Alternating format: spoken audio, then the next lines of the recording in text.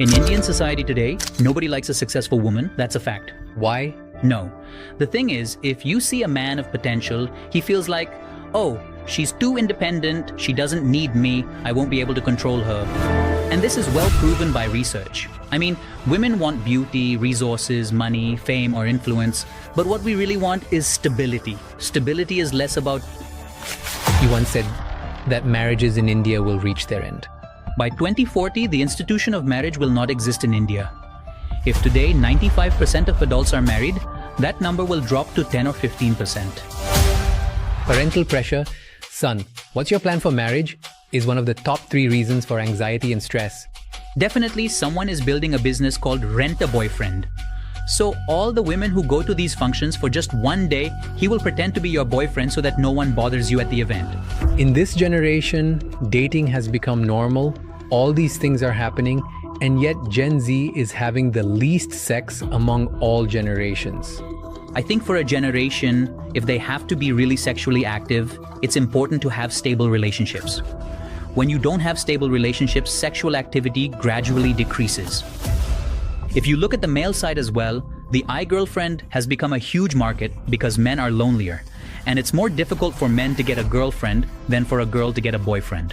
So, the iGirlfriend market is expected to become a $10 billion market by 2030. These netweb humans, their ability to physically satisfy you will be much better than that of humans.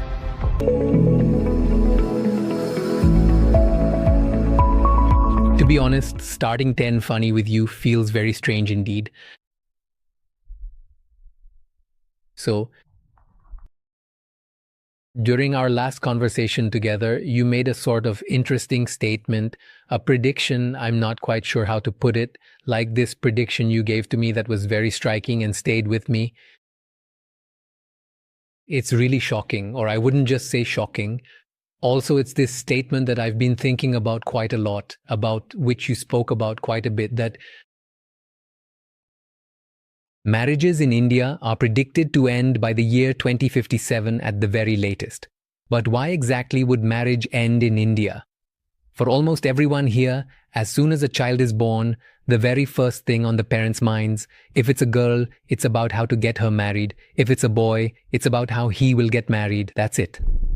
And we all grow up with the ingrained value that when we grow up, we have to buy a house and get married. So, why is the future of marriage in such danger?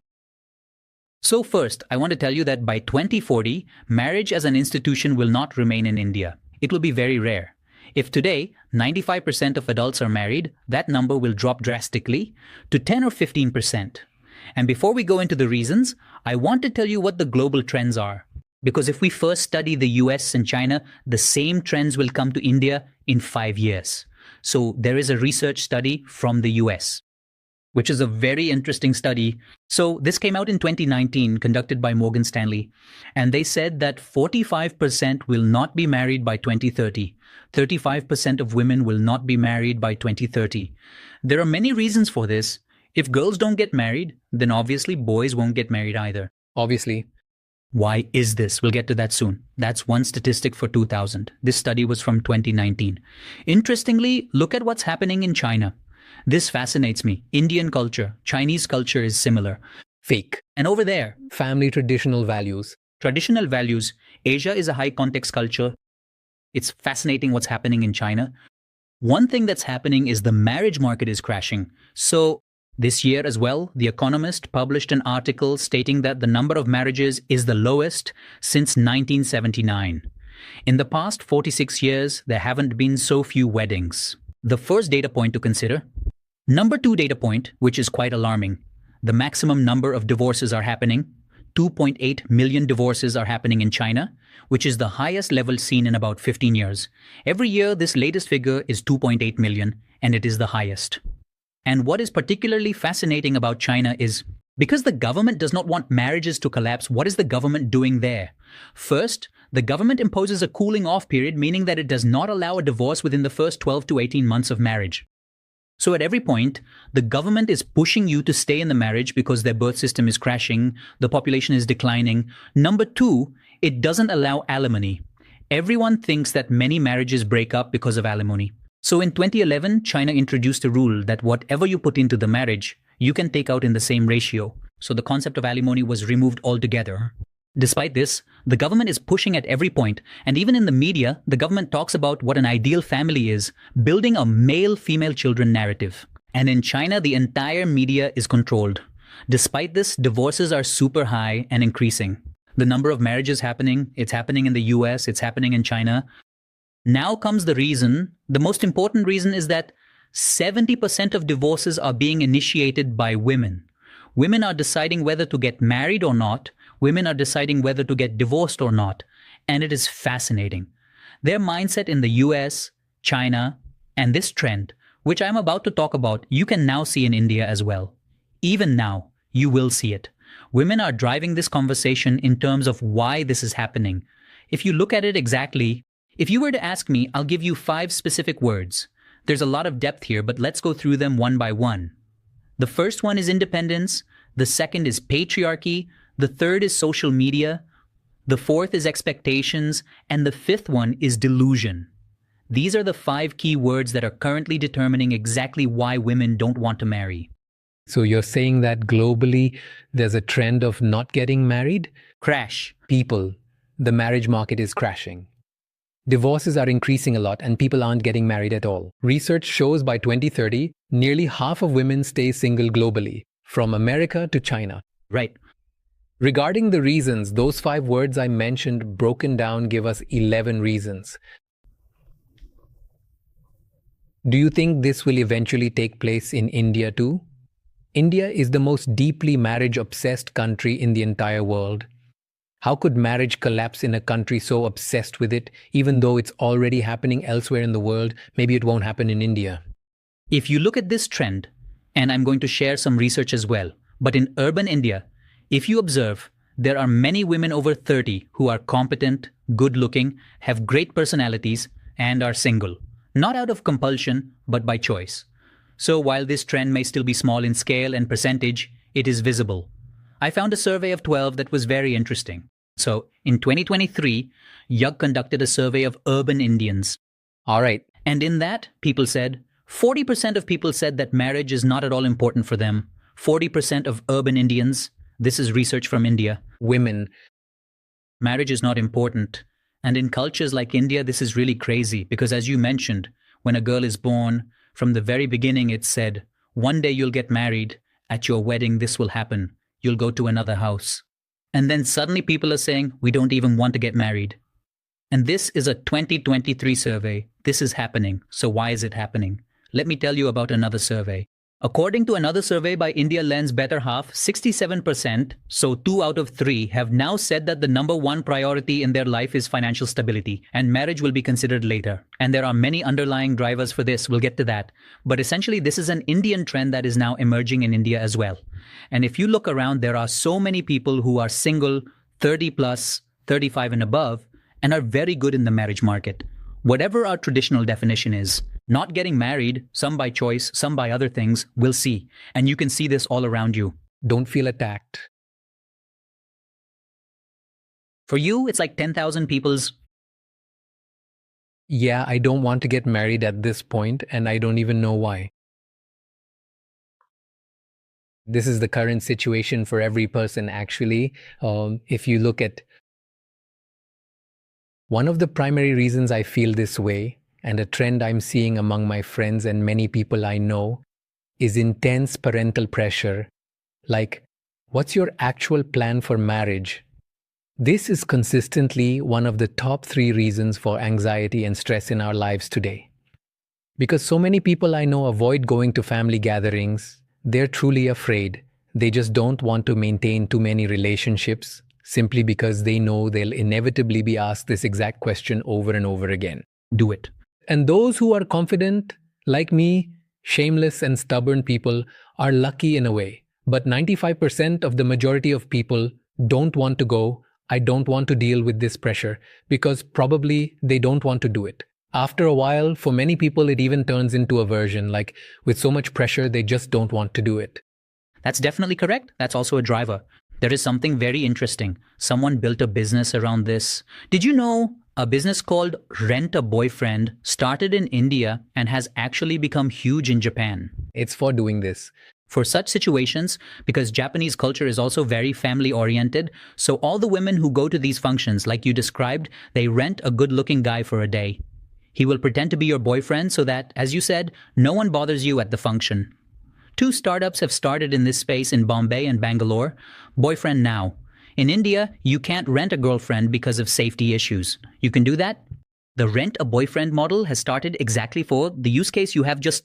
It is really working.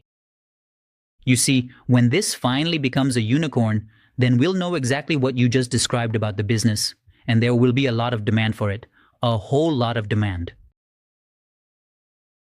What happens is, we also feel that this is a slightly controversial point.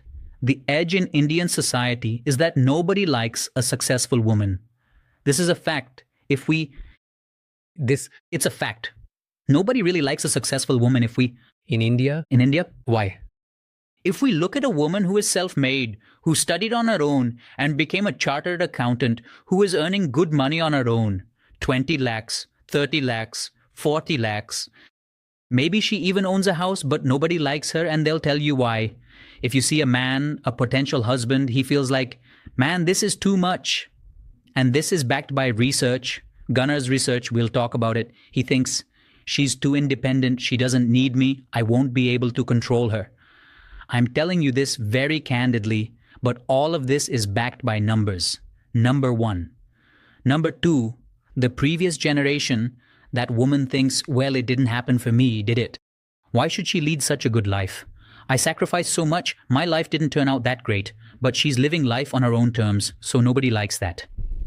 So people always say, oh, she has this problem, she has that problem, she must have had boyfriends. She drinks alcohol, even if she just had a drink socially once. So in Indian society, we don't like successful women because everyone feels like, I won't be able to control her, or if I couldn't do it, then what will she do? So the fundamental problem that exists in terms of this is that sometimes you'll see that even the boy's mother may not want such a daughter-in-law, and not out of ill will, but she'll feel like she's willful. Will Alani run things or the family? They will not produce children, or she will dominate all of us. We don't want that because men and women, this is a very nuanced topic, men and women look for different things in marriage, and we have to understand what drives each other. To handstand? Is it to you anecdotally? 100%. As in not in C, instead in... There is data. The data will edit out to you is... Data is one thing, say research. I have. Have you seen it, experienced it perhaps happening in the world around you? My batchmates from IIM, some of them, I'm talking about very well qualified, self-made people who worked hard themselves, cleared CAT, right? It's a big deal.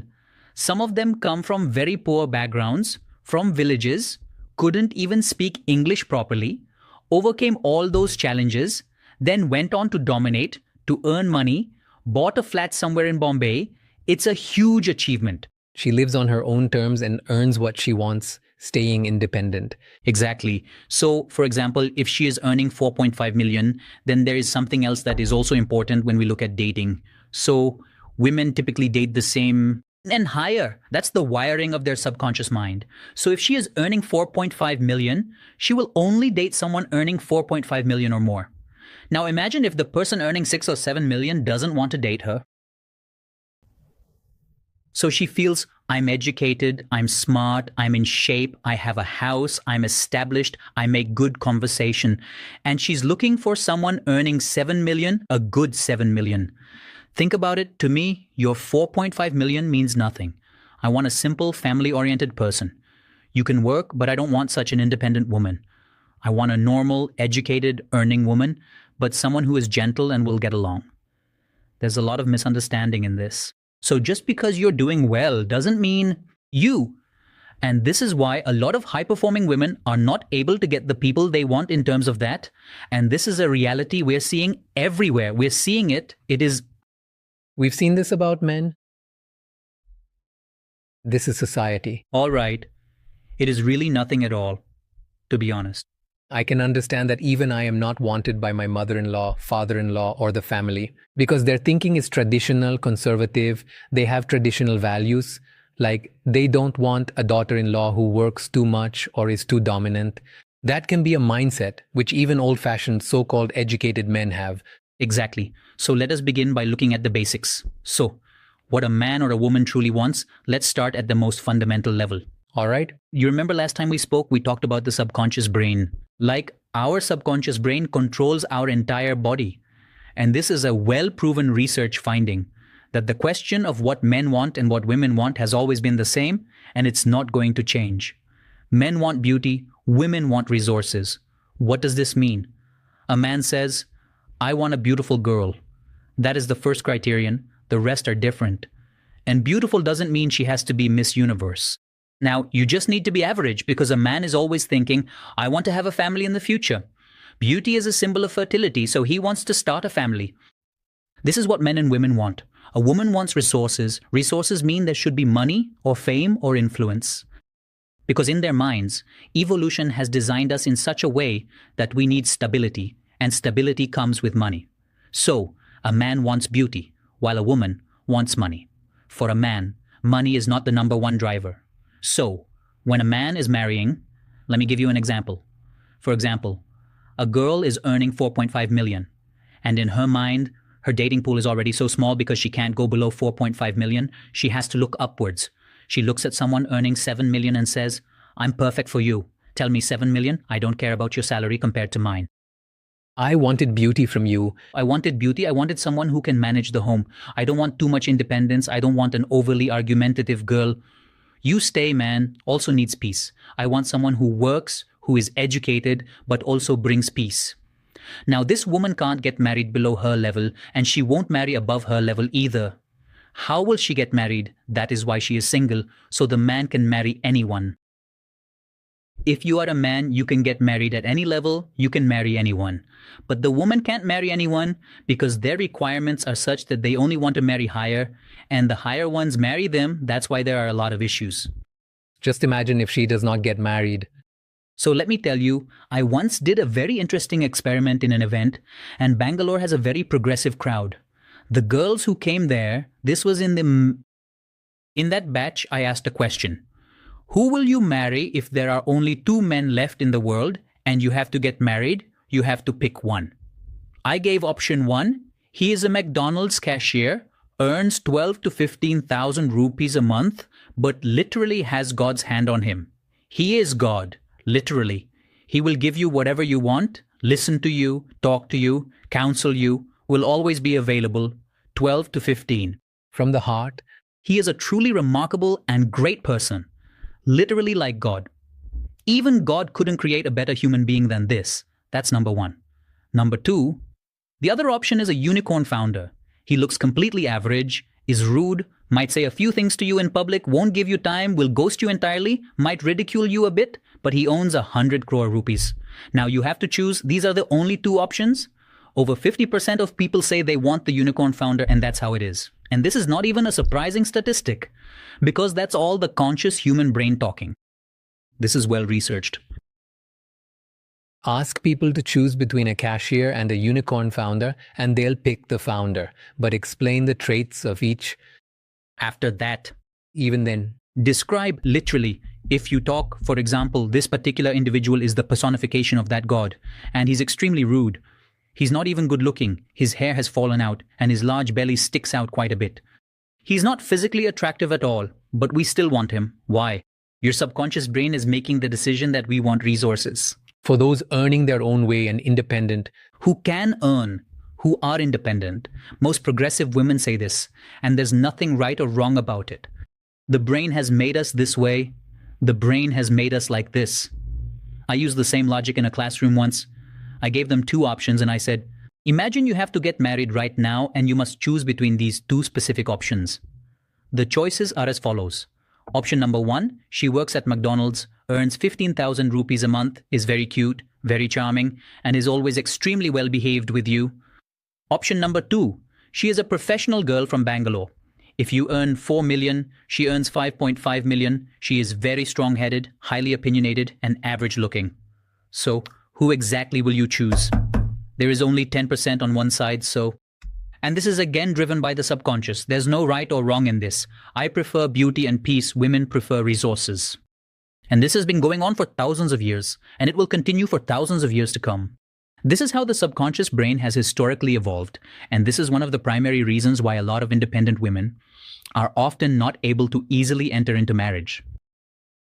Can date lower have to date someone who doesn't want to date her? He can marry anyone. He's not prioritizing education or money. He is prioritizing something else. I actually heard this being discussed on a podcast, and I personally disagree, but after that, all the people I've met, and I'm specifically talking about women, every single woman I've met and spoken to, from the very top of the top, like multi-billionaire heiresses, to highly successful independent actresses and famous Bollywood celebrities, extremely glamorous women, to normal working women, to somebody working in an office, just like every pool of the world. To women who are just starting out and struggling, I asked all of them, including Kangana, that in a marriage or a relationship where the woman is powerful, dominant, or earns more money, it simply does not seem to last for a very long time. Correct? Wow. The answer will come, it will come. Because what happens is that the guy is not able to respect the girl, and the girl also can't respect him. The guy can't do it. He doesn't look at her that way. His primary want is power in alphaness, and the girl doesn't respect him. Not making enough money, not being powerful or resourceful, the relationship doesn't work. At night, she said that the guy would not like it because he would be uncomfortable. He wouldn't be happy if his girlfriend earns more than him. No, I would be very happy if my partner earned more than me. When the topic comes up, you say something like that, and I responded and said, no, I'll be very happy. So since then, I've sort of experimented. Almost every friend in social gatherings, my sisters, just about everybody, I've asked them this, and they've all been really great with it. 100%. That is exactly right. A strong, fiercely independent woman who is constantly struggling to make ends meet. The ones you dated, married, all the women in my life, they said the same thing. No, not me. And there's nothing wrong with that, because that's how evolution has made us. This is why, if you look in the US or in China, you'll see another trend in China. These independent women are coming together for many reasons, saying, we don't even want to get married. Yes. 4 girls are saying, let's come together and buy a small bungalow. The 4 of us girls will live there, just us. We will be each other's emotional support, just us. We're all earning well. We'll live a good life. Let's get men out of our lives. This has become a major trend. Now, China. So you see one reason.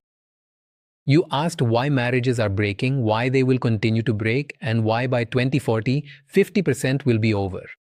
There are just 5 reasons for that. The primary reason is that women are becoming financially independent.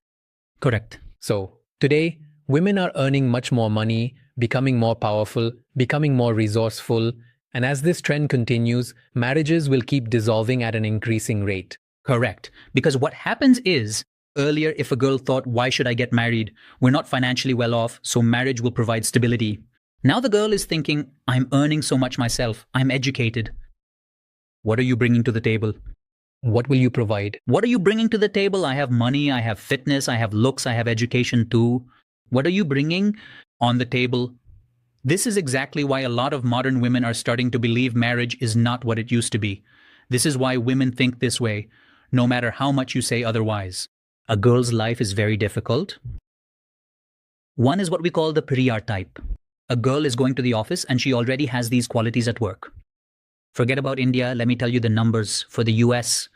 In the US, according to research, women are paid 15% less salary compared to men for similar roles. This is in the US. Now just imagine what must be happening in India. In the US, it's 15% lower. So a woman is fighting in her job and facing discrimination as well. If it's happening in the US, then it's definitely happening in India too. When she's coming home, the expectation is that she will take care of the house.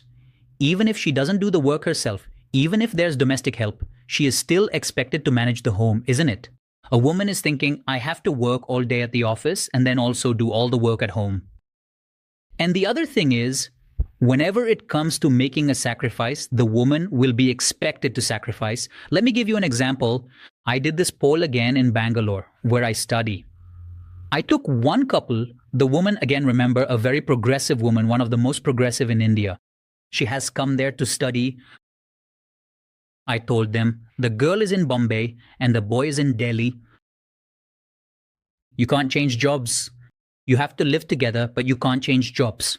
So you can't just say, I'll go to Delhi or anything like that. One of you has to move. This is the situation. Who will make the sacrifice, guys? She'll come to Delhi. 1 second. Obviously, she'll come to Delhi. Second, no one even asked her, hey, why don't you do it for 6 months and I'll do it for 6 months? We're independent on this second point. This is the most progressive audience in modern India, right? Think from a woman's perspective. There are stressful issues at the office. She has to run the daily household. And whenever it comes to making sacrifices, she has to be the one to do it. And at every point, all the other women are judging her, other women in her family, in the husband's family. So they're saying she spends so much money, sometimes drinks alcohol, still hasn't had kids. So she's being judged at every level. Now the woman is thinking, what's the real point of this institution? What am I getting out of it? This institution gives me nothing. So then any woman is thinking, if it's not worth it, why go through all this hassle? That is the first reason. Financial independence is making women question it. Second is patriarchy. They're saying it's not worth the hassle in terms of managing it. And a third reason, 5 reasons. The third, what is happening? These expectations are completely unrealistic. In fact, people's expectations are totally unrealistic. Let me tell you, there was an article in the New York Times, you might have seen it, it's called bare minimum. You must have heard of it, the bare minimum. That concept has become entirely irrational. So all these expectations nowadays, a girl who is earning 300,000 feels that she deserves someone who makes 10 million. She deserves someone who makes 10 million. A $10 million man. She deserves a man who makes 10 million, and he should be 5'10" with thick hair on his head. And this is something I absolutely deserve. This is the bare minimum. This is just the bare minimum. And a lot of women all across the world are getting this idea. You're a 5, not a 5'10", so you simply can't expect to get the top 0.1% of men. So, a lot of people are living in a state of complete delusion regarding this reality. For example, I'll give you a specific example from my own social circle, and you might find it to be a bit harsh. But here it is. So this girl I know, she was 27 years old, working at a major bank in Pune, specifically in the IT department. So, at 27, she started looking for a boy to marry. She was quite tall and fair-skinned. Consequently, her very first requirement was that the guy must absolutely have a US green card. She considered that to be the bare minimum requirement. How can I marry a guy who doesn't have a US green card? The important thing is, her mother agreed, her father agreed. Everyone is playing in delusion. Everyone is living in delusion. 2 years went by, this situation happened at 27, and obviously, in those 2 years, she didn't get what she wanted. Then she said, fine, I will lower my standards. Then she said, now I'll marry a guy from a top T or top IEM. That's the bare minimum I deserve. Another 2 years went by. Now that top Ahmedabad guy isn't even looking at you, right? She's not able to understand. So another 2 years passed. She turned 31. Now, as age increases, your marriage value also gradually decreases. So finally, she said that she's ready to marry any guy from Pune who's earning 5 million. But now the guy earning 5 million isn't valuing you. Another 3 years went by. She's 34 and she's come down to the conclusion, men are pigs. Where are all the good men? This isn't just an individual assessment. This is happening in so many different places. People just don't have a sense of reality. The reality of the situation is what happens. What is commonly being said in the marriage market is, what are a man's prospects? You can define it very clearly. A man is fundamentally defined by his education and annual salary. This is very clear to everyone. If you're earning this much, your value. Having studied at ITC, your value is much higher. If you're so highly educated or for someone from IIT Bombay earning at Google, for the top 1% of men, it's easy to see.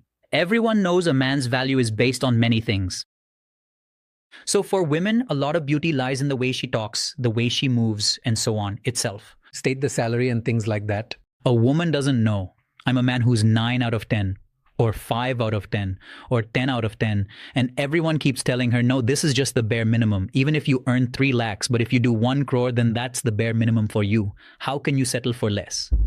A man is given reality. Bro, you're not from IIT, you're from a tier 2 college, and the IIT Bombay guy will take it away. He earns 10 lakhs. He'll learn that. Yes. And this is told to men very clearly. Everyone knows. And this is so with women, they live in this total delusion, which is what is called, New York covered an article that all women are looking for the top 0.1%.